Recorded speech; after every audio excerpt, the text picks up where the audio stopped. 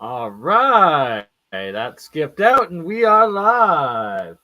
Welcome, welcome. Tonight we are doing real science, sacred geometry, and we're going to cover such things as how there is energy within shape, such as the pyramids, and so much more. And we got Gerald, we have Terran Earthling, and we have Exotic Propulsion JP with us. Oh, and look at that. We've also got Jeremy Reese, alien scientist. That And wasn't just a reminder, expected. now that we are live, you can hit that go live on your channels as well in that top right hand corner and do that stream hijack, stream sharing, because that's what it's all about. Let's not crossing the streams, man. This is like, they warned that in Ghostbusters. That'll just lead to a proton reversal. You gotta cross the streams. Exactly. At the right angle. That's Right, right. all about. Okay, so while we have everyone here, that I want to talk to you guys about a project that's easy and costs nothing and would be an awesome team effort to do. I want to get a shared Google Calendar going, and I want to like fill it in with, like, I don't know, like anytime you have a famous scientist find their birthday and the day they died and the day they made some big discovery, if it's on there, and just mark it off on this calendar, and like we'll get like a big shared Google Calendar until we can fill it up. Because like I used to have the Cold Fusion, now would send me a calendar and had like all the Cold Fusion events, like every day of the year. Like it would be like, oh, on this date this happened, and this happened. I was like, man, if we could get something like that and combine it with anti-gravity and combine it with like just all these different Real science. science. I love the sound of being able to kind of take a look historically back through the ages and see when certain things had been discovered. And just figure out how many times we've had anti-gravity again and again and again.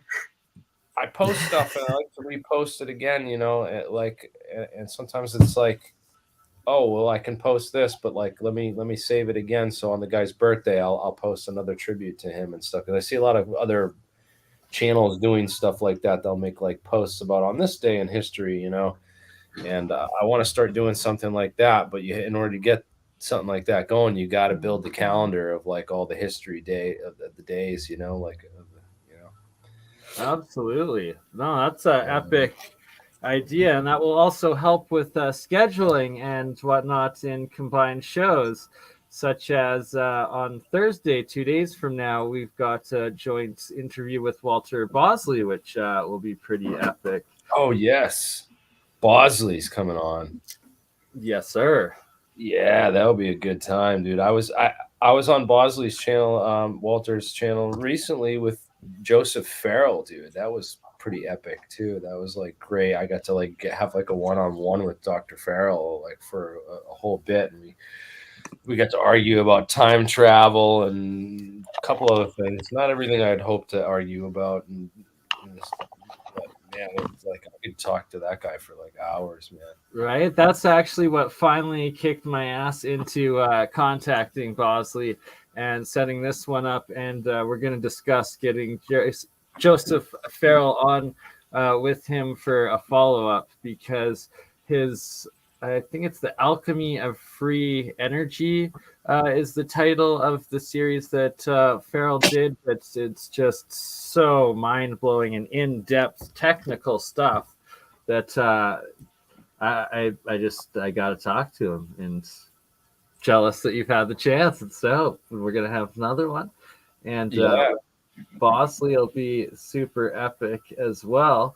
Trying to get Garrett Modell and Bernard Hayes on. They're the guys like working on all this free energy stuff for Lockheed, or he was Lockheed Martin's senior staff scientist for a number of years, and they're building some free energy stuff too. And like I've been following the patents and following the research and stuff, but they're really quiet about it all, and they're not really willing to talk, which is, I guess, more of a good sign than a bad sign, really. Sometimes you have to say, hey, wonder if the guys that are speaking up aren't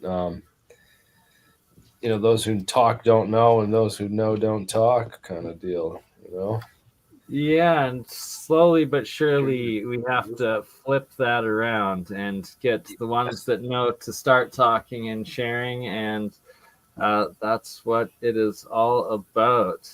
The APEC team, yes, Grandmaster, 100%. And yeah, I really dug that red state.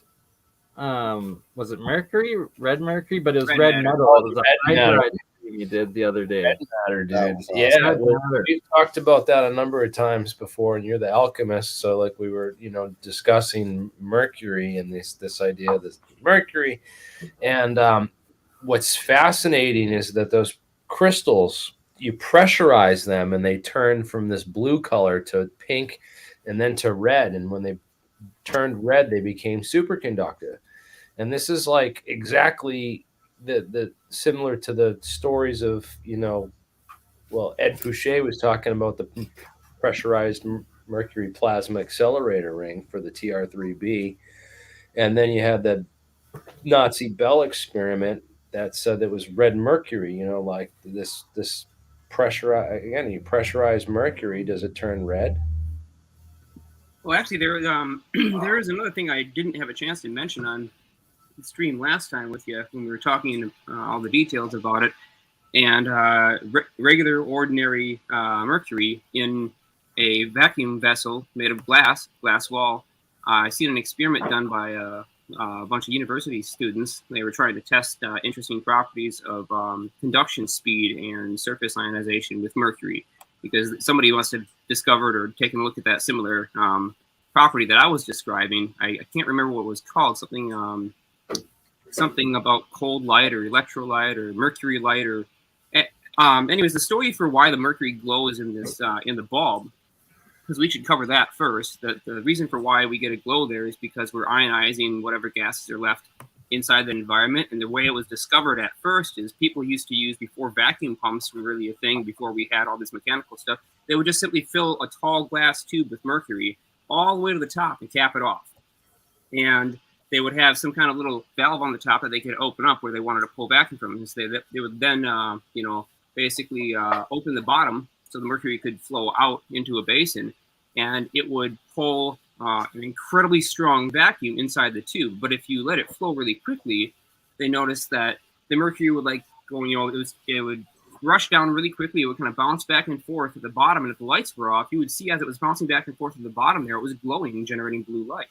And so that's how they discovered this property of mercury being able to generate its own light and voltage. Ooh. They didn't understand exactly what the effect was. Like they didn't know it was air ionization at the time. They didn't know it was surface ion exchange. But so it turns out the university students, I think, were looking into that effect, which has been known since, at least, early 1800s, probably before then. And they, in order to test it, created a rotating glass cylinder. It was like a 4-inch wide by 4-inch long glass cylinder with two stainless end caps. Something that was non-corrosive, and it was filled about a third of the way with mercury from its side. So as it rolled, as it rotated, the mercury would roll up the side and then sort of fall over itself like a tidal wave does. And at a certain RPM, they started to pulse the mercury with picosecond high voltage pulses. And at the interface, right at the edge of the mercury line where it was rolling off the glass as it was rotating, it would generate a red glow. And it wasn't coming from the internal gases. It was apparently an interaction with the exchange between the glass wall and the mercury itself. So I thought that is really fascinating, because the picosecond pulses effectively represent the state that the mercury would be in if it was rolling at an extremely high velocity across the surface. So I think that if you rotated mercury inside of a glass vessel at a high enough RPM and under a vacuum, you may very well see, you're for sure going to see the blue glow. That's absolutely just kind of a given. Automatically, if you get the pressure low enough, you're going to get the blue glow on glass. But I think you may actually start to see it shift color and get the red glow. Were you able to see some of that pink and red displayed on that coil there? And it's I get these metals from the electrolysis off the anode state, and then once even disconnected from electricity but stayed submerged in the monoatomic materials, it'll keep in this pink and red state, and that both Isaac Newton states that metals in this red crystalline state can be transmutated, and it's the seventh state of transmutational metals, and that I suspect and believe that the same red state matter that you're talking about, Jeremy, and that it's a hydride, that it quite possibly could be formed through this electrolysis with a small amount of electrical input to sustain this crystal formation and state of matter, opposed to the mass amount of heat or pressure that they were currently needed to get that same state. But I will try to get a better image here of this red metal for you.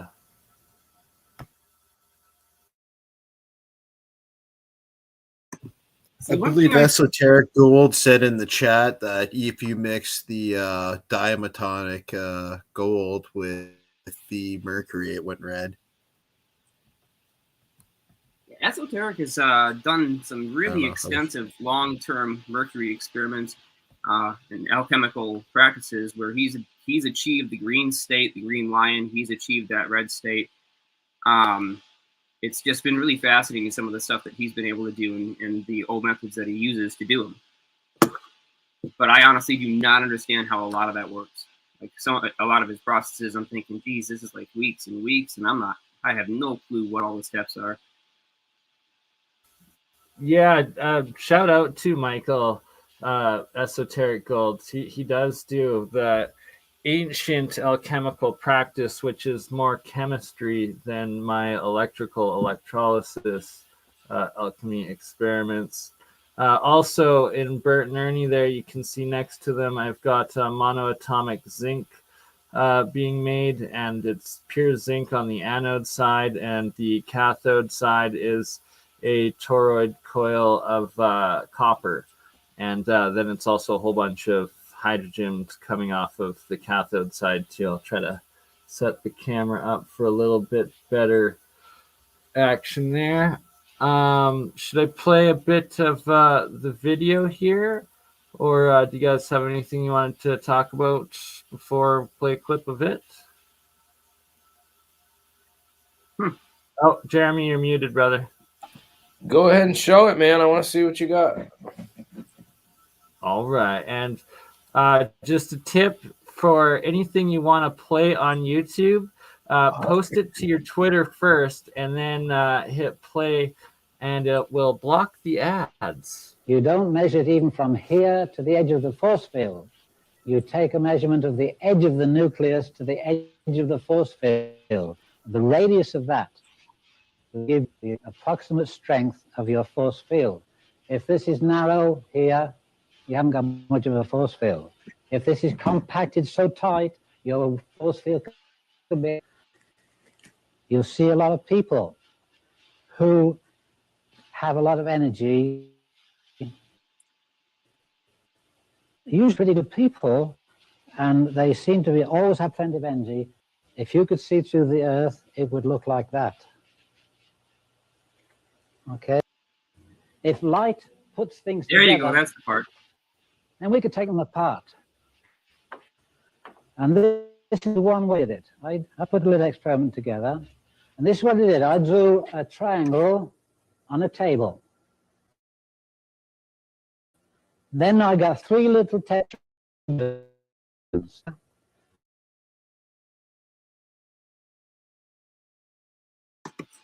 Hey, Bernie, I don't know if it's from its streaming Twitter or what, and but here's the point. the audio is getting crushed. It's switching out. Sorry, one sec. I don't know if maybe cutting off some of your other cams might save you some bandwidth. Yeah, I'm going to cut one. Sorry, yeah, that's exactly it.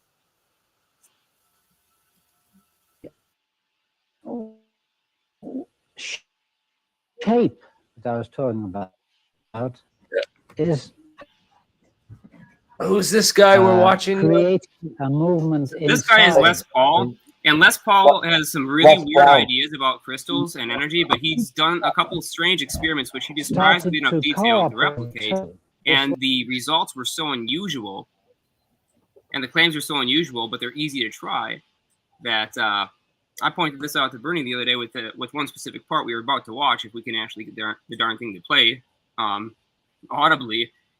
And so what he does, he describes, he builds this I'm gonna stop the double steel camera pyramids of just steel wire, like coat hanger wire. He builds 4 of these little things, 3 corners he sets up, and he's got like, you know, a 4th one. Anyways, he hangs this piece of zinc plate in the center between these things, and then leaves it to sit for like a week or 2. And what happens to the zinc plate is it starts to dissolve, and by week 3, it's become a pile of powder sitting underneath, you know, right in the center.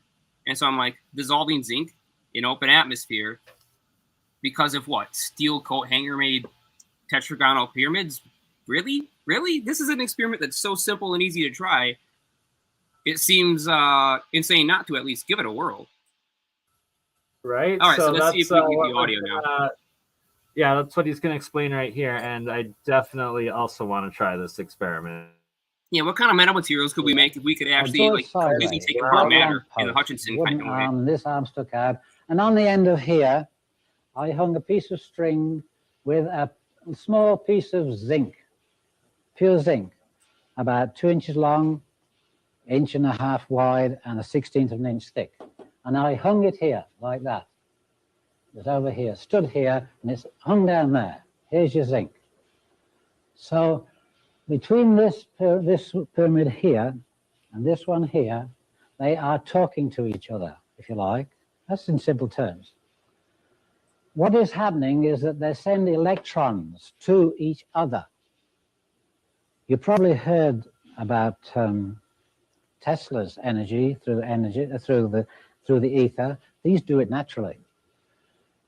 Now, the energy that was being collected into here, I'll describe exactly how it happens in a minute. But these 3 pyramids are talking to each other. In other words, this one's sending energy to, it can't go to there. It goes to the nearest thing that attracts it. So the energy is shooting from here to there, and there to there, and there to there. Now, anybody will tell you that zinc is a pure metal. It's not made of 2 or 3 different items. It's just pure metal. Well, I beg to differ, because after about 3 weeks of this bombardment going on, these were sending out electrons towards each other and hitting the zinc. Now, zinc is held together in proton form. That's way beyond the electron. Now, if you hit zinc, or I'll do it with zinc, that's what I use. If an electron hits the zinc, electron can't come out. It wants in. The only thing it can kick out is a proton. So all these 3 were bombarding these electrons, and eventually, like it's kicking protons out, eventually the whole thing collapsed onto a little pile of powder here. A little pile of powder. And when I had that powder examined, it was a dirty calcium. Now, if you know the weights of your elements, you'll know that off the top of my head, it's 65 point something, and I got them here somewhere. There's about 25 moles per gram difference in the weights. 40 point something, I think it's 40.8. I'm not sure, doesn't matter. There's about 25 moles per gram. That's molecules per gram in weight, at atomic weight. So if you took the same amount of each, this would weigh one, that would weigh that, and one would weigh that, because this one here, your calcium, was found higher up that scale on the lighter side than the zinc. That was farther down here. It was heavier. Now, when I saw the difference that I had in weights, I tried to find something in the periodic tables that had that weight. But what had I removed? All I know was that my zinc had collapsed, and I had it tested, and it was calcium. I tried to find a number that would equal that, and not even a combination of different numbers would give me that answer. So I had to look for something else. And it was obvious to me really before I started, but I just wanted to be sure that what I had removed was energy. I hadn't removed anything you can give a name to. I had removed energy. So I put this in a little tiny bag hung it on here, and I repeated the process. And believe it or not, after about 6 weeks, it's longer this time, it got smaller and smaller, and it changed color too. And all I had when I tested it was aluminum. I'd come from zinc to calcium to aluminum. And there's a funny side of this, because a doctor will say that you don't have enough calcium in your system. I'll give you some calcium tablets. At the same time, somebody says, don't cook in aluminum pans. It's bad for you. But when you get calcium tablets, there's aluminum in it, isn't there? Energy-wise. Not only that, they say, okay, get out of the aluminum and get out of the calcium. I'll give you some zinc tablets. They gave you all three. Because in energy form, like I told you when we first started, we must regard everything in its electrical magnetic form. Else you're not going to understand me. Reduce everything in your mind to the electrical and the magnetic, and I will give you numbers. You can work these out for yourself. If that's the weight of an electron, you can prove it if you've got a calculator there. I know for a fact that hydrogen is 770 electrons. That's hydrogen, 1 point something. So if you take this number here and divide it into any one of your elements on the periodic tables, you can find their electronic magnetic. Yeah, I have no idea where he's getting some of the numbers from. In a few minutes, we're all going right, to Bernie, turn that's to probably something enough of else. this. That, And you'll probably want to find and scroll to that other part too, which we'll watch in just a moment. But when he talks about his experiment with the larger pyramids and what happened when he touched the wool, so that's going to be forward. But okay, so I've got my little piece of zinc. He describes the dimensions of pure zinc, 2 inches by 1.5 inches. So I've got mine 2 inches by 1.5 inches. It's only 0.5 millimeters thick instead of being a 16th. 99.99% pure. I'm going to try this experiment and see what the heck happens, because it's a hell of a claim for something so simple. It really is. And like, I'm looking forward to. Sorry, Bernie, go ahead. For like no electrical input and that just pure geometry to disintegrate the metal. That's like, if that can be done, that's something else.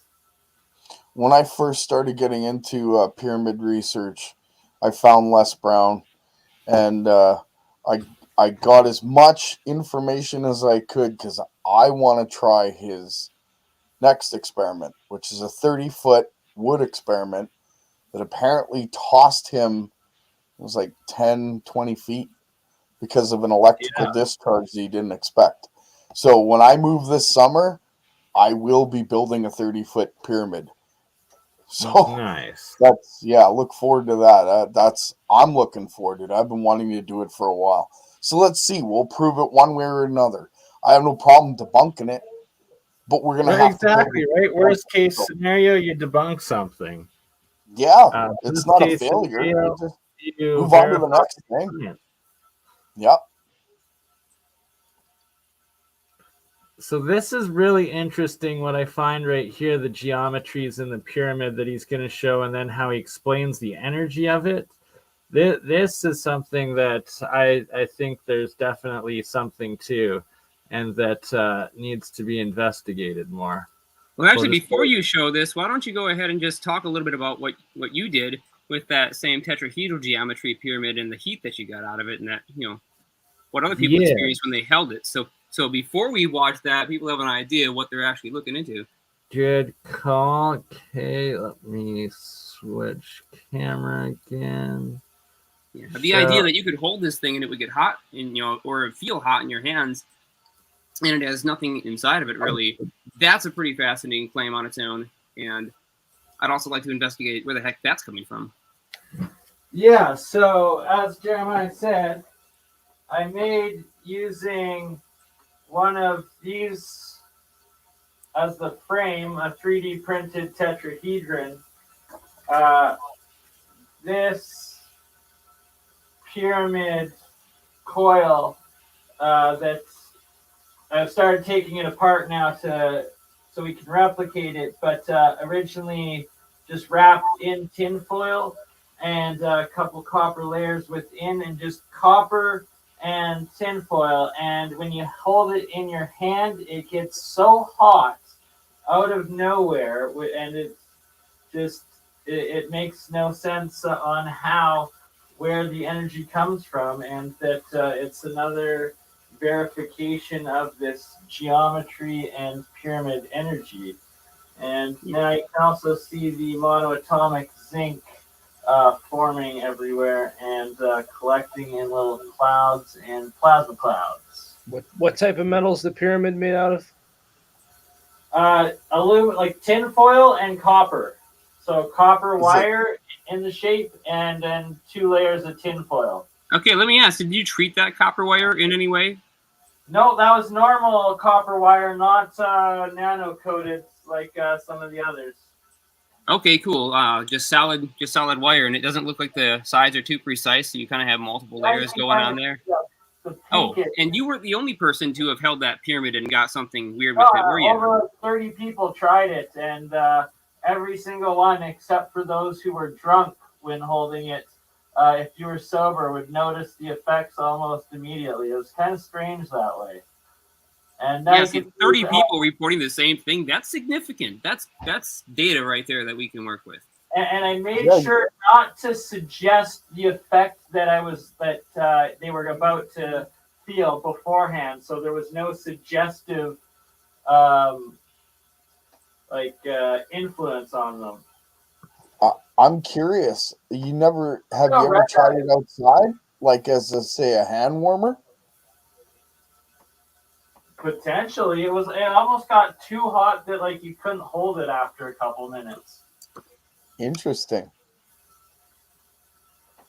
I mean, if it actually does generate heat, which it might not be, it might not be directly generating heat. It could actually be just an interaction with the human nervous system or with the skin or something. I mean, there's a variety of different possible explanations for where that sensation could be coming from. But the fact that it doesn't just sit there and get hot on the table, but you've got to put it in your hand, it obviously has something to do with an interaction there. So if we can whittle that down and synthesize the human hand to try and test this in a more objective way, or if we can just simply put a thermocouple probe in the palm and see if it increases temperature as that thing goes down, then that would be really interesting. Good point, Jeremiah. Good point. All right. Should I play this clip here? Yeah, if you want to play this, because it might explain kind of what was going on with your experience. Yeah, it seems like it does actually give some physics and understanding to it. The mark here, and you do the same here and find the center mark. Then with a square, put it on the side here and draw a line in, compass if it's like, and one in there. And where they touch, that you draw a line across parallel with the base, and you have the basic energy up to the first dimension or first magnitude. It is multiplied there by 10. Whatever you had in here, 150 Gauss I suggest is here, 150 Gauss at ground level. By the time it reaches here, it is 1500. And where by the time it goes farther up to the top, it becomes 15,000. But now we only have one dimension yet, or one magnitude.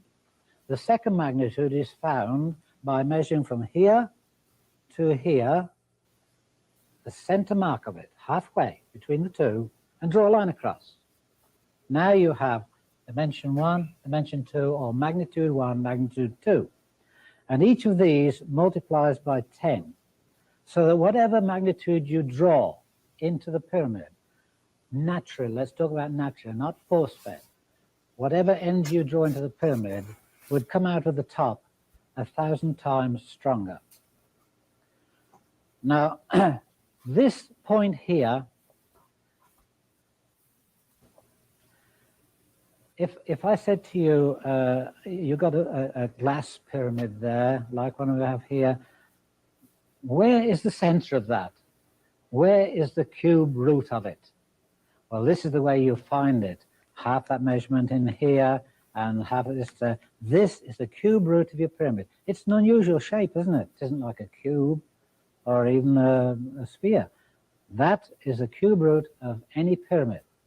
Doesn't matter whether it's equilateral sides or what. That will be the cube root. Now, what does that mean? The energy collects into it and condenses itself into a nucleus at that particular stage and builds up. That's the place where all your energy builds to. That's what it's going to be.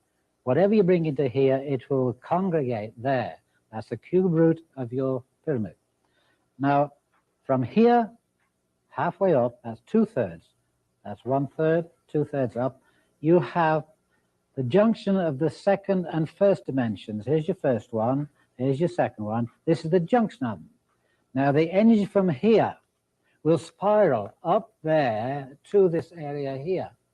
If it releases, it would carry on its way and go out. But at this stage, we're talking about magnitudes. This is the place where all your energy collects. This is your energy. This is your engine. This is your nucleus, the power. And that gradually spins and gets more dense into this area here. And this one I would call, I got a name for it. It's a place where a master of productivity. That's where it all comes together. That's your strength. And then you have up here the master of distribution. Now, when I say master, that means to say it is its own master. When you leave it like this, your crystal doing this, it is its own master.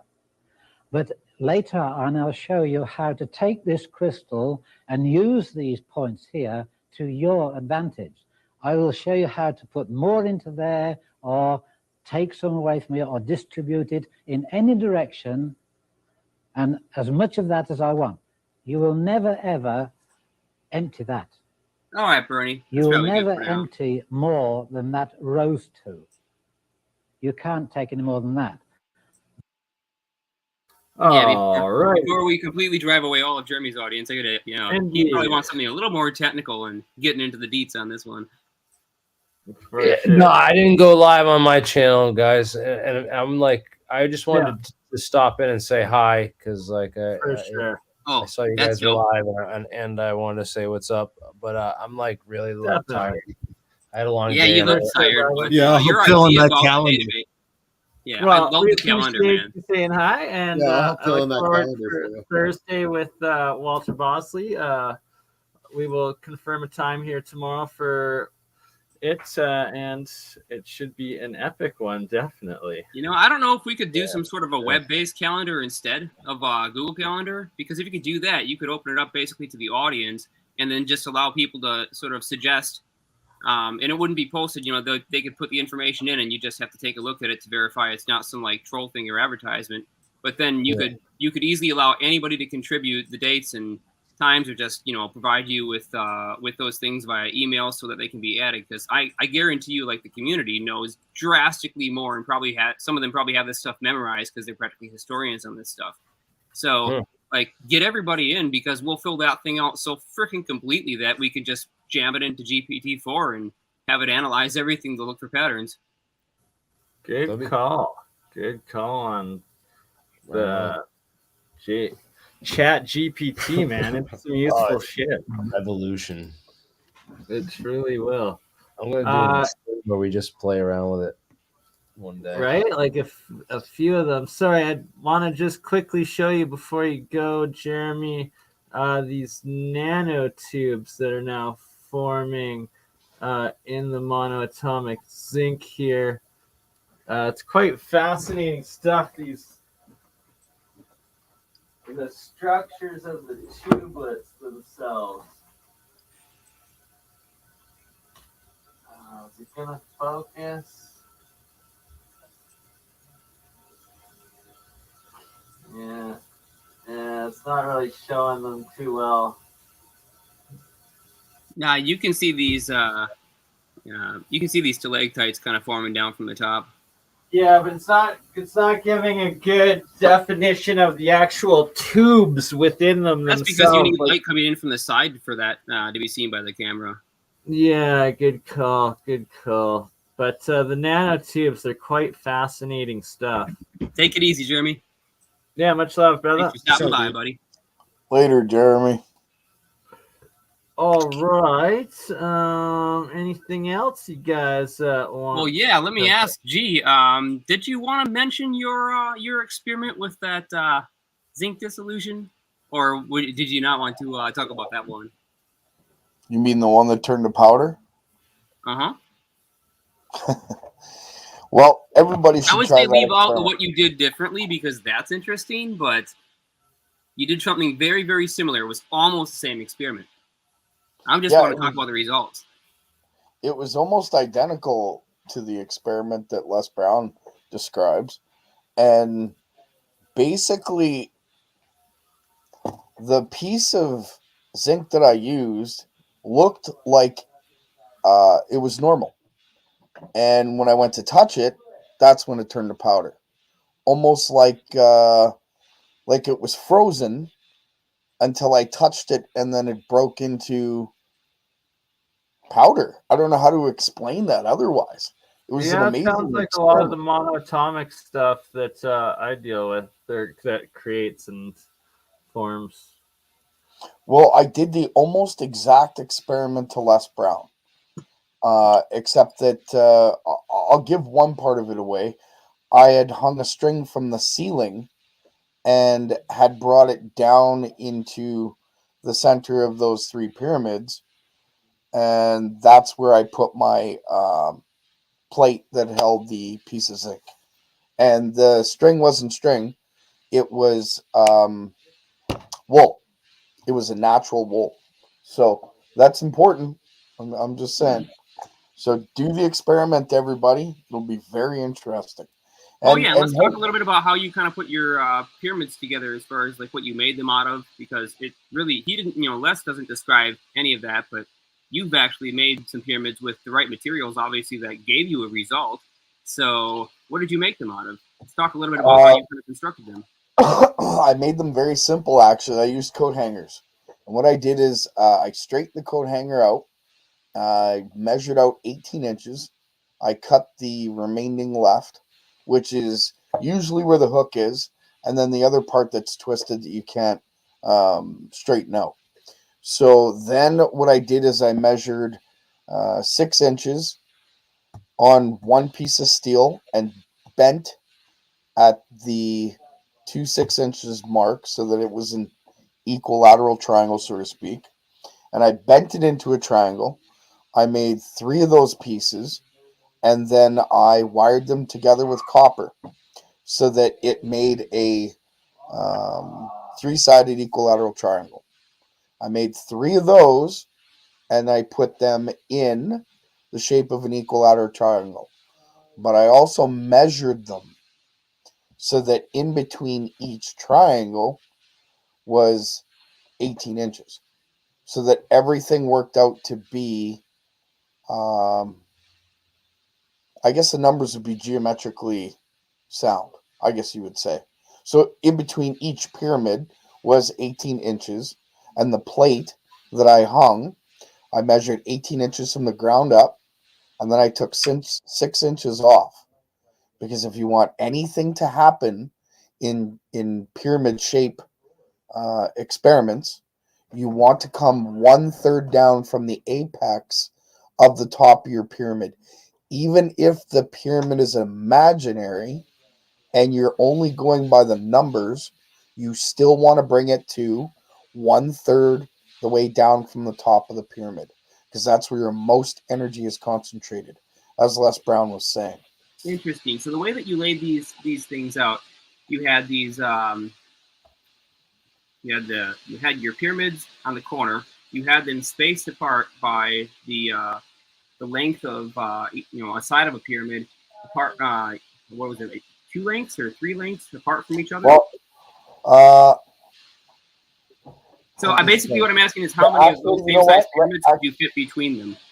I didn't have my notes in front of me, and now I do. They're actually 12 inches apart from each other.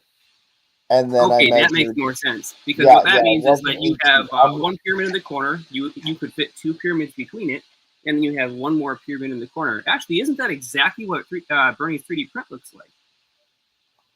Interesting. That's the same thing. I think it has 4 pyramids on the bottom, and you just have that you don't have anything in the center between the two. You just have the, let's see how many. Yeah, 4 pyramids on the bottom. So you just have the leftmost pyramid, the rightmost pyramid, and then the same thing for the other side. And so with that spacing, now how high up above the tips of all those did you raise your sample? Did you go parallel with the tips of those pyramids, or did you go another full pyramid corner height up from that, which would have been the 2/3 mark for the peak? Let's see here. No, I went up to 18 inches because if you take a ruler and you measure from the ground up at that angle that is made with your pyramid, I believe it comes up to, according to these notes, I don't know if that's right.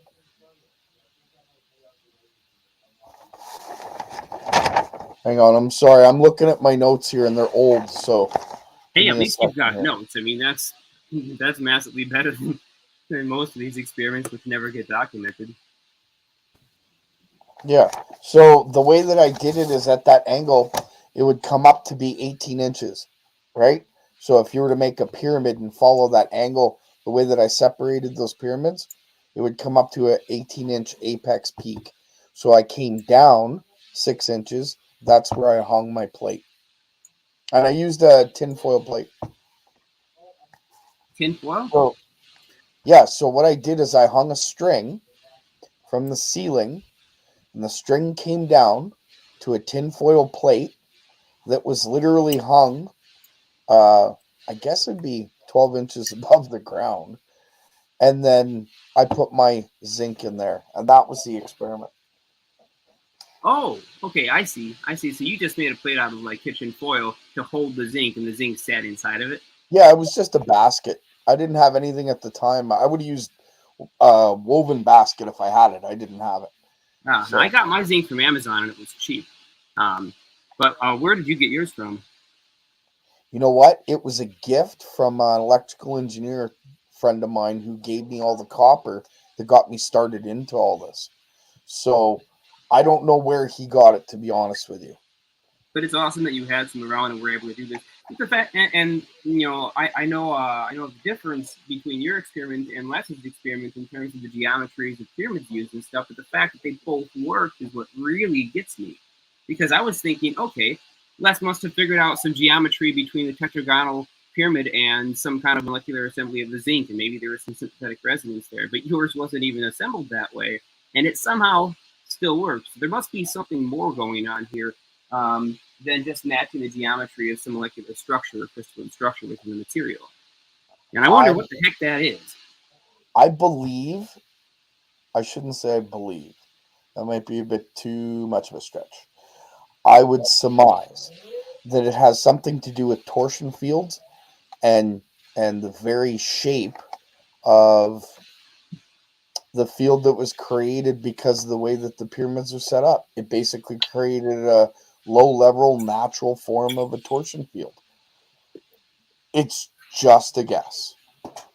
It's fascinating, though, because, hey, if it's set up and it's working, then, of course, I'm going to take every piece of measurement equipment that I freaking own and try to figure out if there's anything perceptible around this at all. You may have to wait a while. I won't lie to you. I don't have notes on how long it took.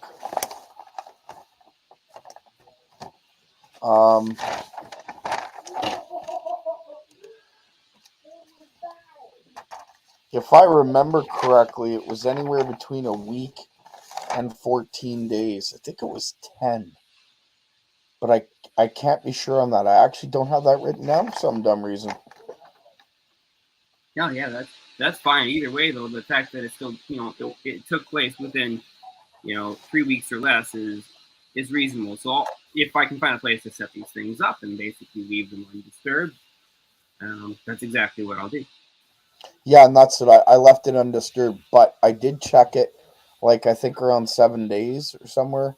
I checked it somewhere in the middle, and nothing had happened. So I thought it was a failed experiment, and I just left it alone and walked away and forgot about it. And then when I went back and tested it, that's when it turned to powder. So who knows? Who knows if it was ready before then, right? Because apparently it didn't look any different. Like you didn't even know anything had happened until you touched it, right? There's no obvious. Yeah, you know what it was like? Now it didn't turn to like powder, like dust. You know, like those heart candies you used to eat when you were a kid. They were powdered sugar, and they were hard. Yeah. I don't know if you remember. Okay, I don't remember those. I know when exactly you got them the ones soft, you're talking about. Yeah. Okay, so when you got them wet, they turned to like they still kept the same shape, but when you pressed on them, they turned to like a powder, but like a wet powder. I don't know if you know what I'm talking about, but it was kind of like that. It was very weird.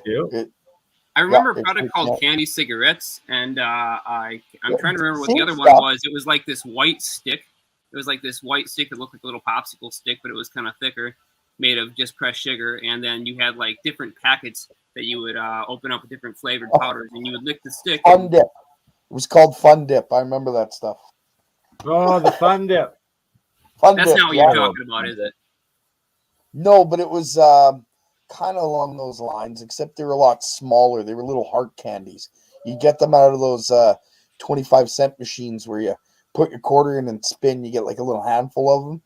When you got those wet, they turned to like a wet powder. That's interesting. Yeah, that's the kind of consistency it seemed like. What's that? Okay, yeah, I know the flaky, chalky powder like sticks. Kim called it with a product that I remember having here in the States. Yeah, they call them Lick'em Sticks. Same as the monoatomics or like the ozone flake, any of the white powder stuff that comes out all chalky. It's it's turning it down. Yeah, you know what I'm talking about.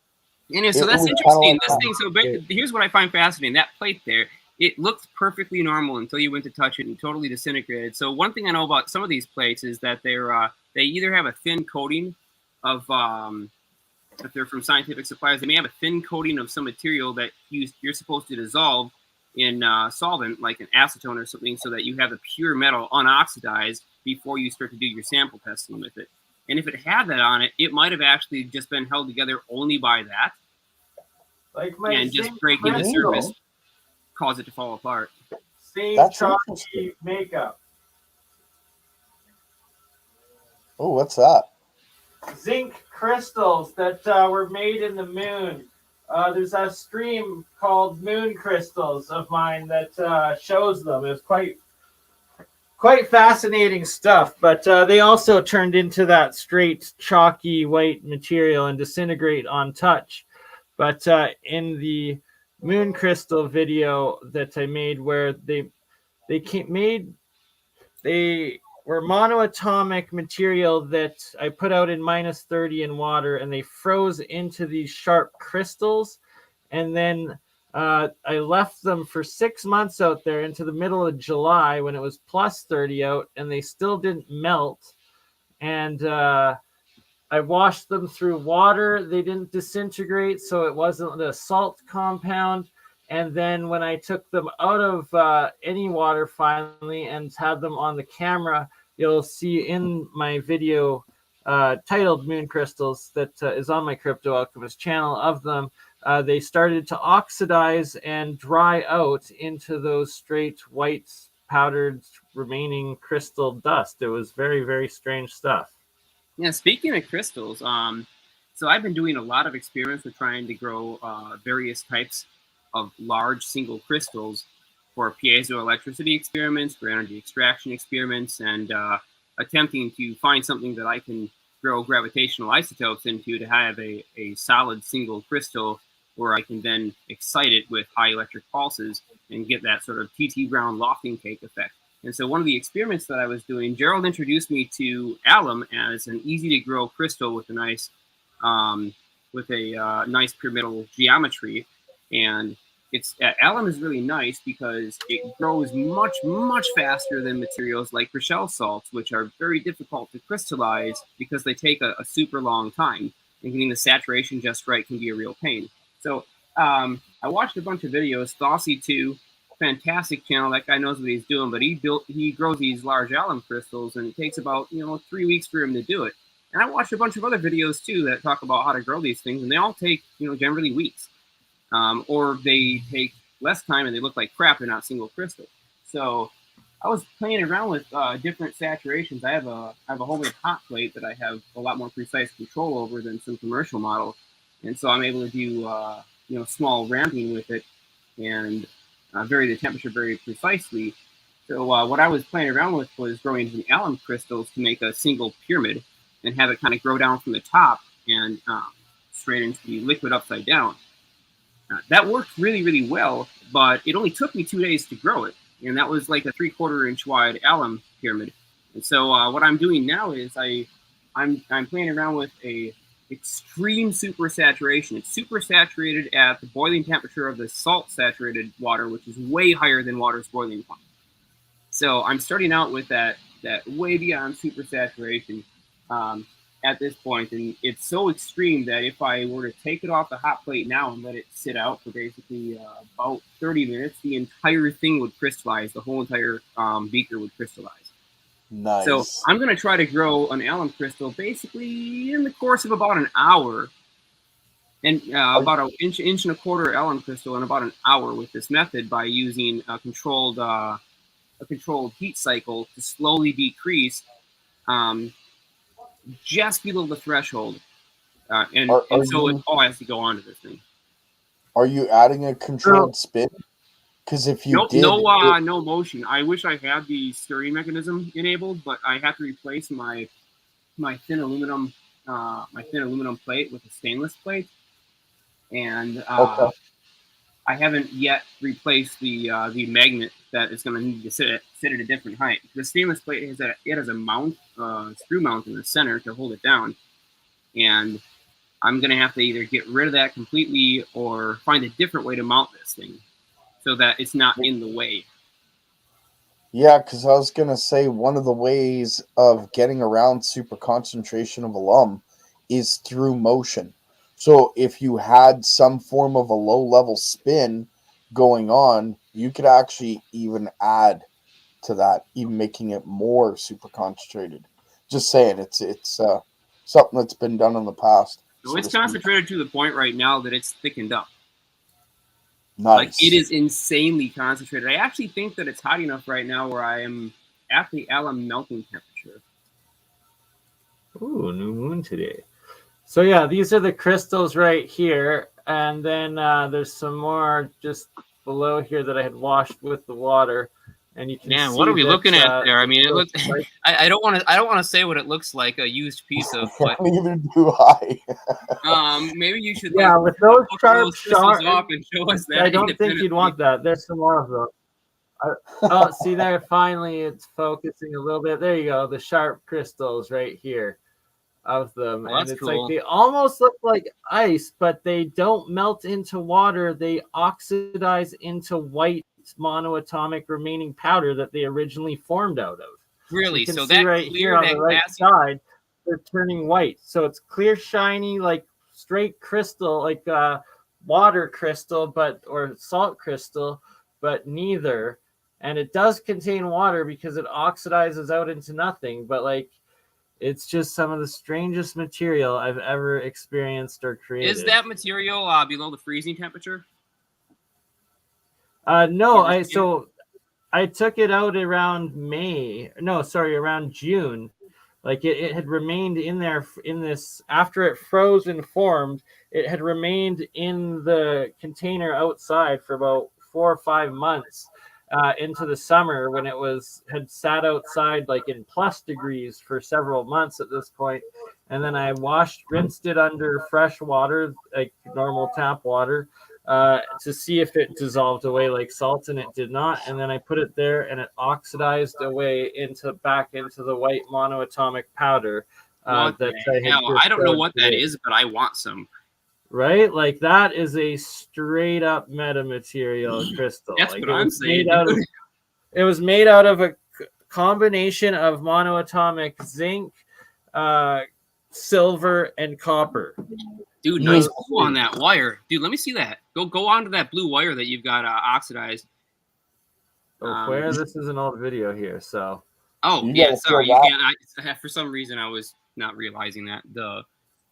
Right, so here you can see some of the oxidized crystal, and here you can still see the crystal while it's still formed in the crystalline state. And I've got even better, higher quality pictures of them on my Twitter from about a year ago. Hey, Bernie, you ever try throwing it under a spark gap just to see what would happen? Oh, man, would that be fun? I know. I so badly want to. That's the next step. So if anybody wants to donate to Bernie's Science Lab, get me a couple Variacs so I can start doing some spark gap stuff and take my also take the electrolysis to the next level of cold fusion experimentation. Feel free, because I definitely need a mass spectrometer. I definitely need a couple of Variacs, a couple of signal generators too.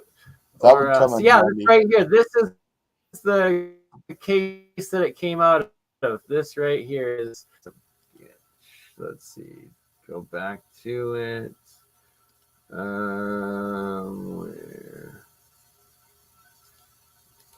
Difference between using OdySee and YouTube, eh? Here we go. Yeah. So it was out of this outside that it had formed, and it was really weird that it oxidized into a brown, or I don't even know if it was oxidized. Whatever it did, the remaining monoatomics turned into this brown material, where usually it'll turn green, blue, or remain in its pure white color, like you can see in BurnEye right now, the monoatomic zinc forming down into that full cloud, puffy white material.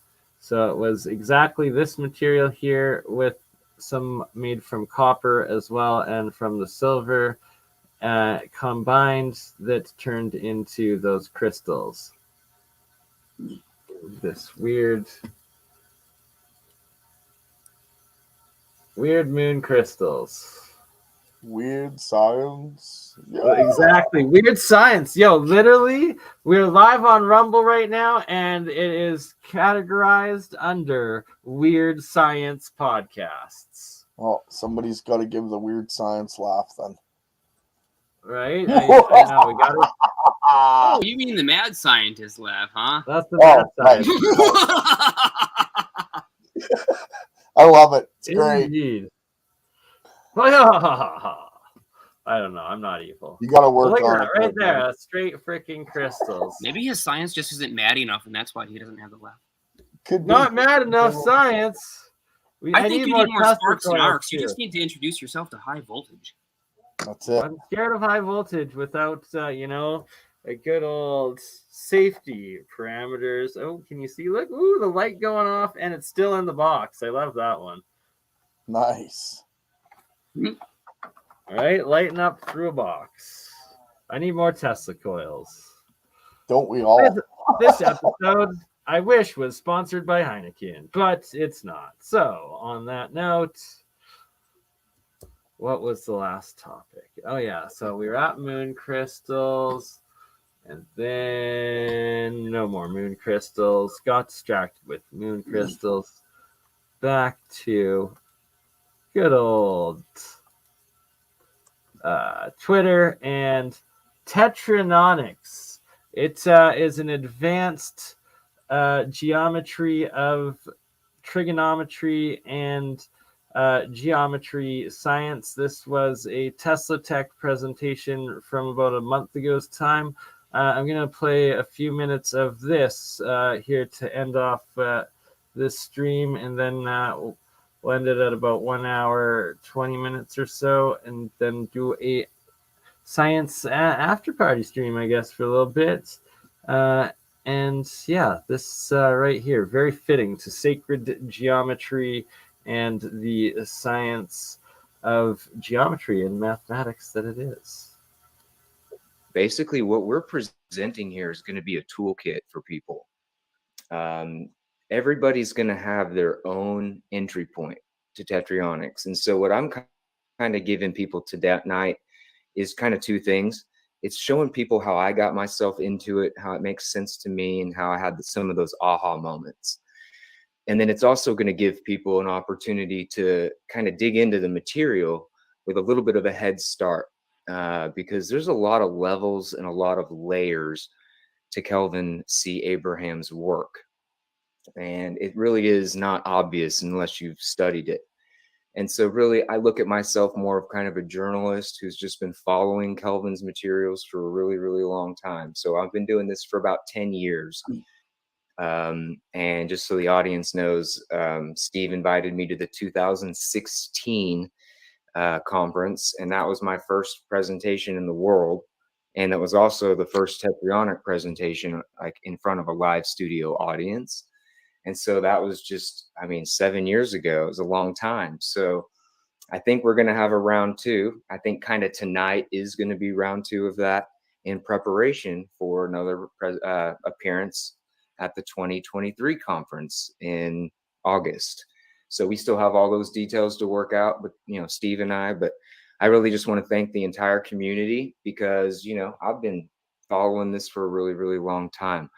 A lot of the main speakers and repeat presenters are really giving me a lot of insight, and I'm able to use the insight that comes through these amazing minds.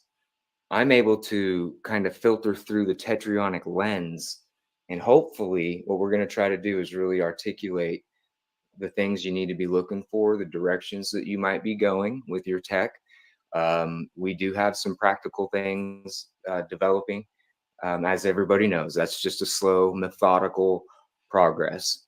So I just want to kind of mention that Kelvin C. Abraham, I mean, he's the guy that's done this. I'm just a student.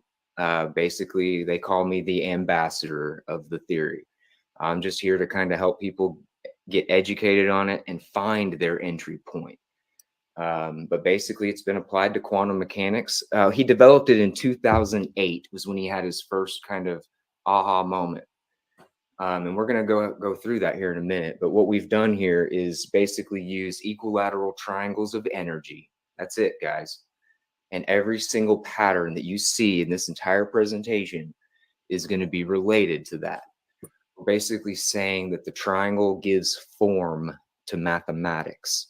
And without that form and without that, the rigid geometry, a lot of times the mathematicians can just put sentences together and interesting equations and not necessarily know exactly what's going on. Sounds like a sharp-edged approach to the flower of life. This is where it led me. When I saw this material, it took me about a week or two to really settle into what Kelvin is really trying to teach us here. But he's applied it to quantum mechanics, electrodynamics, chemistry, cosmology, and geometry itself. We can apply it to music, biology, and we're going to change a whole lot of things. This work is challenging. It's going to create some cognitive dissonance, and you're going to have questions. We actually welcome your questions, and we are always going to be here to help you. We'll have all that information here at the end. But really, the next thing I want to mention is a lot of this is going to branch off from Plato. And what we have here is this famous idea that. All right. Now that we are outside, showing some of the outside experiments. Oops.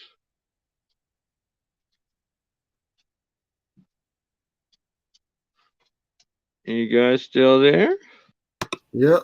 Yep. Checking out the layer. So, yeah, I've decided I'm gonna try to come up with a couple of like the Hutchinson style crystal batteries using both aluminum cans sawed in half for one of the layers, as aluminum is what Nancy uses and lots of people have had success with. And yeah, just out of cheap materials that are easily available. And then the regular electrolysis stuff still going, where even in freezing with no electricity going in, it's still producing small amounts of hydrogen. And I finally got a voltmeter out here to do some real tests with it, Jeremiah, so we will do that soon. I also want to hook up my solar units and start playing around with a lot more solar and battery banks and motors and alternators and all of that, and get into some real free energy science as we go forward here. Oh, yeah, well, one of the reasons I'm growing the Rochelle salts is to do with the free energy science. Space Case was telling me about an experiment that he had seen crop up online some while ago. No idea if it's still floating around. And we kind of joked about how everything good disappears, but this guy had taken Rochelle crystals and he used an interesting ramp wave generator to slowly charge them up, because they are piezoelectric natural salt crystals, and to charge them up slowly and hold for a period of time and then suddenly discharge them quickly, and then use the energy from the discharge to feed back into the circuit in order to recharge them slowly again the next time. But also, what he had noticed is, for a number of cycles of this thing, he would oscillate this at a reasonable frequency, still probably in the low audible range. And what he had noticed is that the crystal got cold.